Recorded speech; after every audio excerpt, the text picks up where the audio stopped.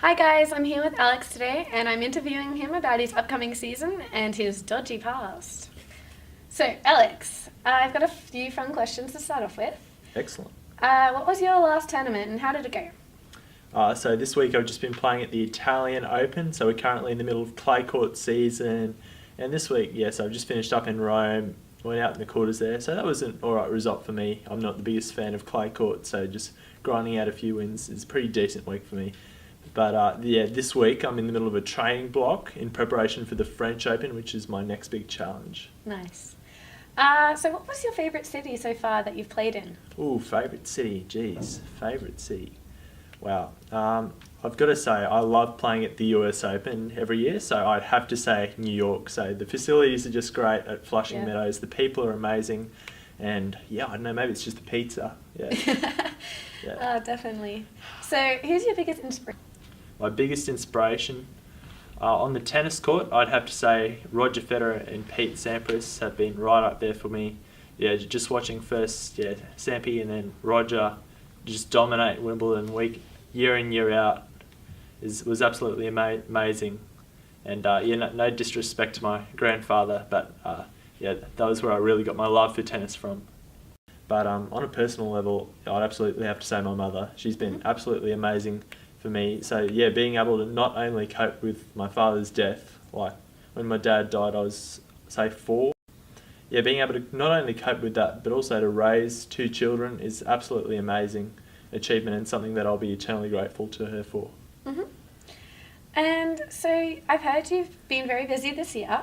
What projects are you currently working on? So at the moment, I've just been in the process of starting up the Alex Atkinson Foundation, which I'm really passionate about, and yeah, that seems to be going pretty well at the moment. So currently, we've just started up 3 schools, so one in Zambia, one in Zimbabwe, and one in Namibia. And they're all going pretty well so far. Very good. Yeah. And in terms of your upcoming matches, how do you think you'll go?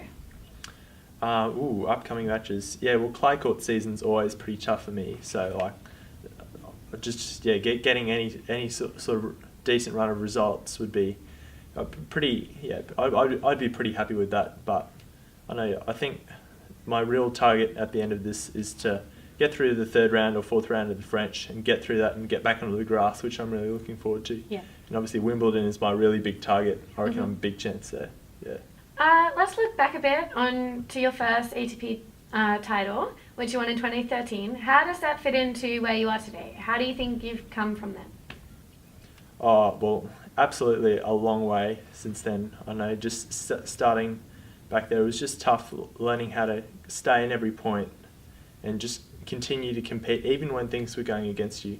And I think that was where my first home title in Brisbane really helped me, because it taught me to stay in the match even when I wasn't playing so well, but just to fight for every ball, scrap and get everything back, stay in the rally, and you just finish off the points really well.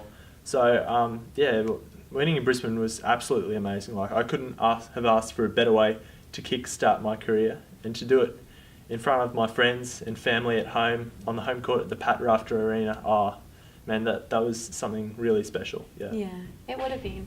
And your first Grand Slam that you won in 2015.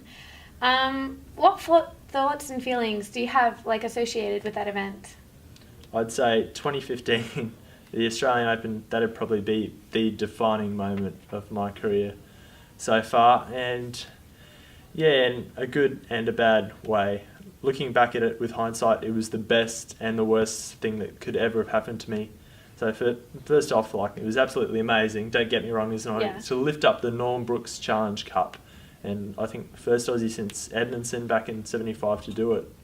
So that was really special, and it was absolutely the single most euphoric moment, the single most euphoric experience I've ever had.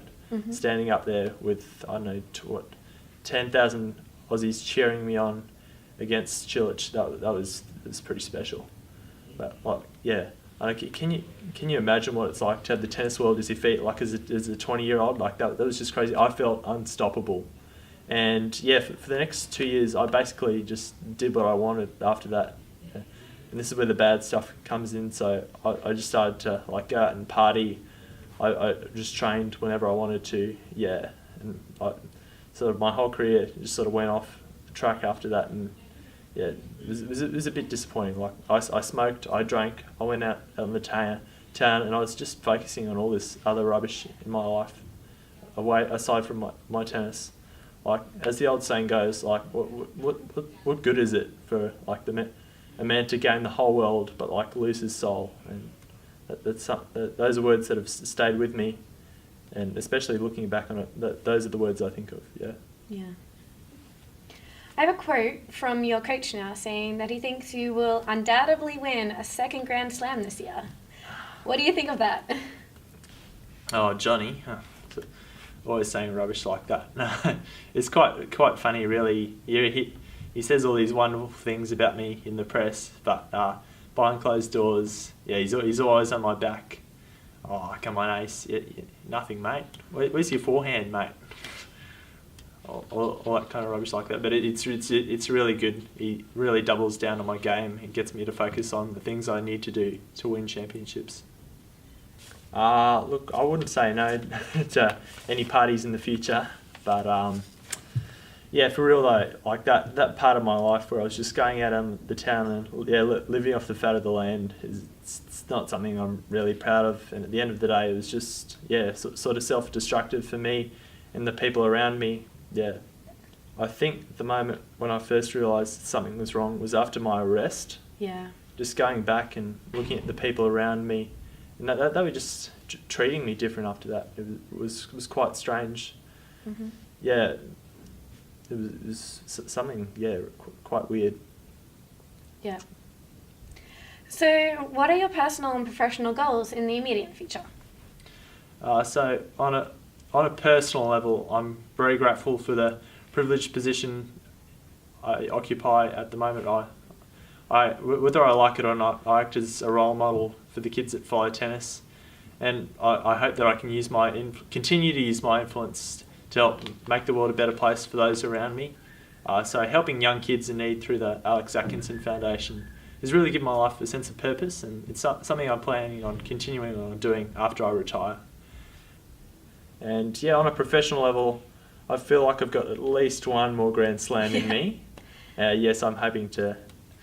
Yeah, well, Wimbledon this year is my biggest target, and obviously in the Davis Cup as well with Leighton and the boys. I feel like we've got a really good team with Nick at the moment and myself both in the top 30, and Pearsy is a world-class doubles player. So I reckon we've got what it takes to take out the best in the world. Hopefully. Yeah. I mean, thank you for being with us, Alex, and hopefully we get to do another one of these soon. Yeah, absolutely. It's been a pleasure. Awesome. Thank you.